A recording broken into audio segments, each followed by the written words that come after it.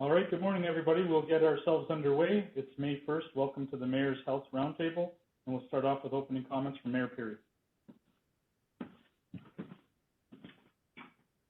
Good afternoon, everybody, and as always, thanks very much for taking time out of your busy day to be a part of this update of the COVID-19 situation here in Timmins. May 1st, really and truly, who would have thought? We've got Chantel from the Porcupine Health Unit on the line, and I believe Blaise McNeil as well. So we'll proceed directly to Chantel. Thank you. Hello, Mayor Perry. It's Dr. Catton. I've jumped in for a couple of minutes. However, I'm expecting a call. If the phone rings, I will have to leave, and Chantel will take over, and she does a great job. So thank you very much for including us again. So before we start the COVID-19 update, I just want to recognize and pass along deepest sympathies on behalf of the Board of Health Unit for the loss of Pat Bamford. And he was a very well-respected and active member of the Board of Health who was constantly advocating for the health of the entire population and was a very strong and active member of the Board of Health. And we just cannot extend our condolences enough to his family and our gratitude for his ongoing dedication to the Porcupine Health Unit, to public health, and to our community. With respect to COVID-19, there have been no new positive cases in the PHU area for the last 24 hours. As such, our current confirmed number of positive cases remains at 60, with 43 of these cases now being resolved. We have seen 2,055 tests conducted across the Porcupine Health Unit area, and currently have 617 under investigation. As of last Friday, the Northern Surveillance Initiative and the increased access to testing at the assessment centers across the region has resulted in an increase in tests being done for COVID-19 across the Porcupine Health Unit. At this point in time, we've seen 5.1% of these tests come back as positive for COVID-19. And again, we just want to refer people to look at our weekly epidemiology update on the Porcupine Health Unit website for more information. The Porcupine Health Unit region continues to offer increase in testing, and we continue to encourage people to seek tests, referrals to the assessment centers. Even individuals who have mild symptoms of COVID-19, please conduct the online self-assessment tool, follow the recommendations provided, and contact the Porcupine Health Unit or your primary care provider for referral to an assessment center. The assessment centers are open in all of our larger communities across the Porcupine Health Unit. This includes Smooth Rock Falls, Hearst, Kapuskasing, Timmins, Cochrane, Iroquois Falls, and Fontaine.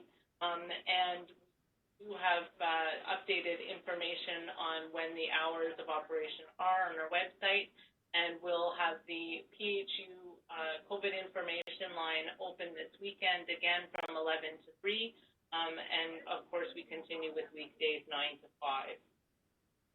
As the weather gets nicer, we're seeing some nice sun today.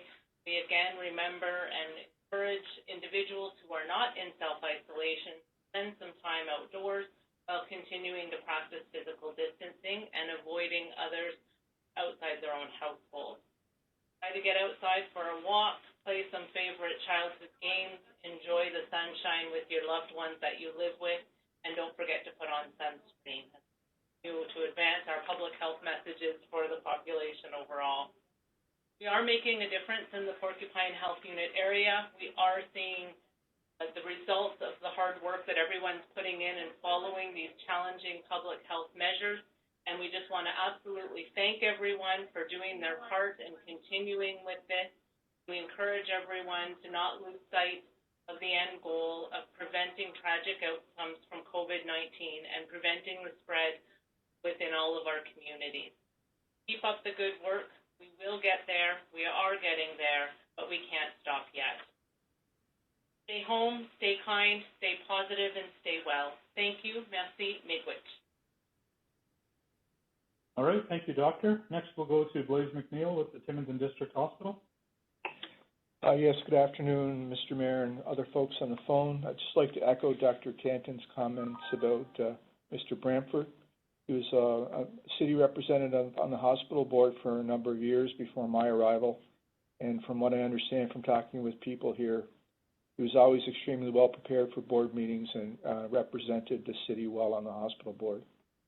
With respect to COVID-19, the safety and well-being of our staff, physicians, and patients remains our top priority, and we continue to work closely with the Porcupine Health Unit throughout this investigation. We continue to ensure that all evidence-based precautionary measures are and continue to be implemented at the hospital. We are pleased to see progress that the public health measures have made in our community, though these measures and the hard work of the staff at Timmins District Hospital has remained at a stable capacity throughout this pandemic. We continue to adhere to these public health measures. We hope to see the stability continue.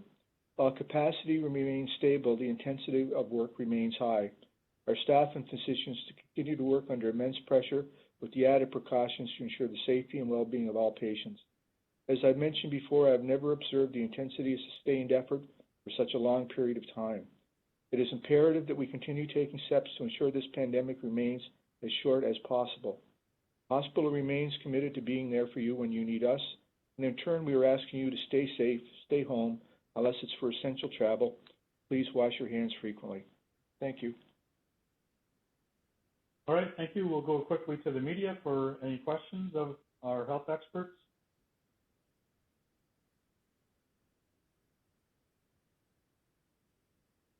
Okay, hearing none, we'll go to Brian Marks, who I believe is with us on the line with the Cochrane DSAP.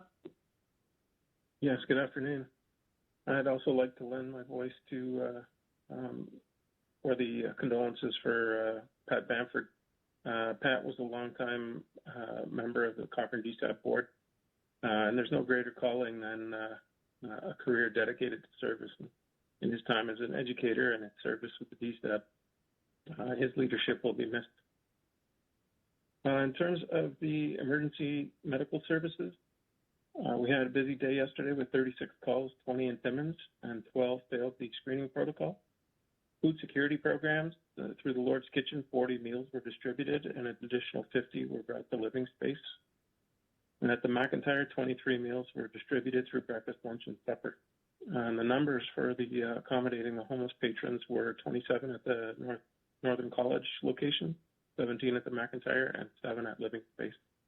And Living Space personnel remain on site 24/7, ensuring social distancing. Thank you very much. All right, thank you, Brian. We'll go back to the media for any questions.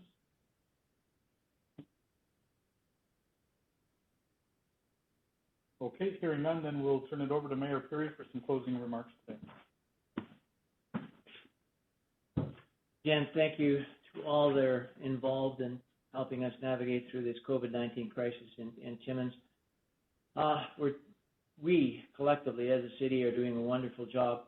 The TPS is on the line and they have no updates, so we know that the citizens of Timmins are taking this very, very seriously, and we are doing the right things right.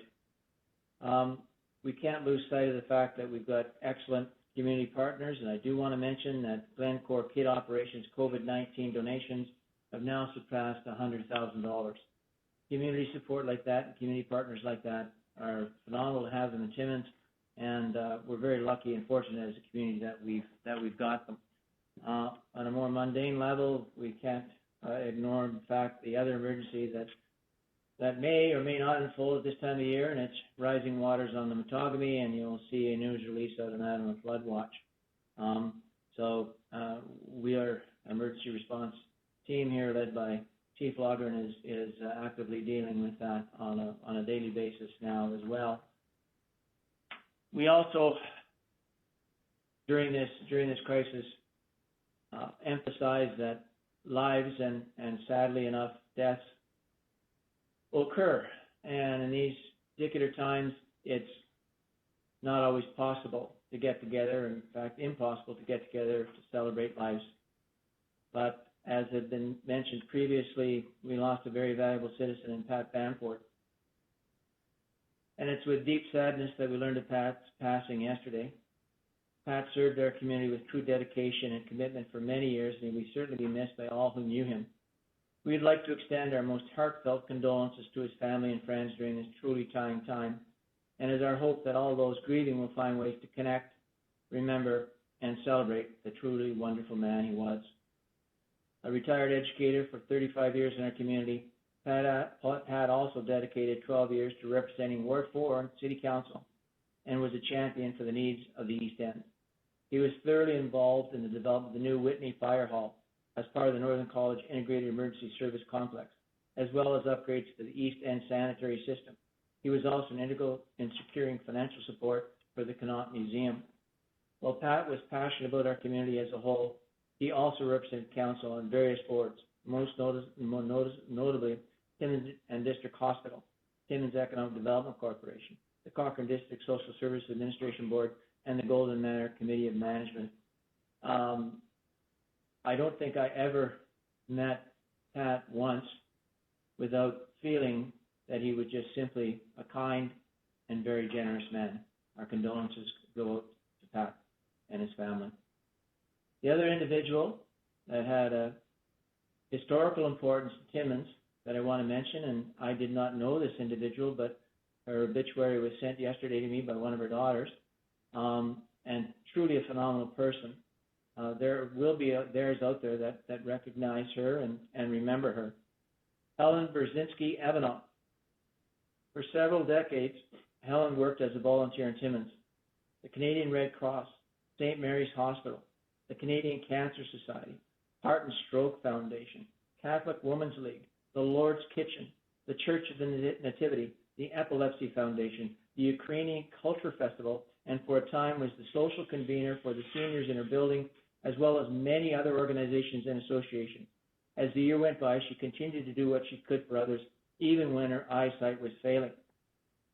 In 1996, the Canadian government recognized Helen for all that she did for her community by presenting her with the Governor-General's Award for Volunteerism. Mayor Vic Powers, Mayor of Timmins at the time, hosted a party at the Senator Hotel to celebrate this occasion. In addition, Helen was awarded the Paul Ferris Medal from the Rotary Club for her dedication to community. She was instrumental in organizing functions to raise money to feed children caught up in hunger pandemics in third world countries. Various organizations have honored her over the years for her hard work and dedication. Helen was known as the lady with the heart of gold, and she did her best to make the world a better place for others. She was always cheerful, kind-hearted, and gave generously every time. The family has requested that you please plant a tree in her memory and donate for children's charity that makes a difference in the world of her name. That would put a smile on her face. Her family, her parents came to the Porcupine in 1909 from Poland. So a lifetime spent in the Porcupine and the Timmins area and dedicated to the benefit of the community. We can't forget these people, although COVID-19 has certainly dominated the news and dominated our lives. Those that passed that have contributed significantly to the community have to be remembered. And Helen, rest in peace, and our condolences to your family. Thank you. All right, thank you, Mayor Peary, and thank you to the members of the media for joining us this afternoon.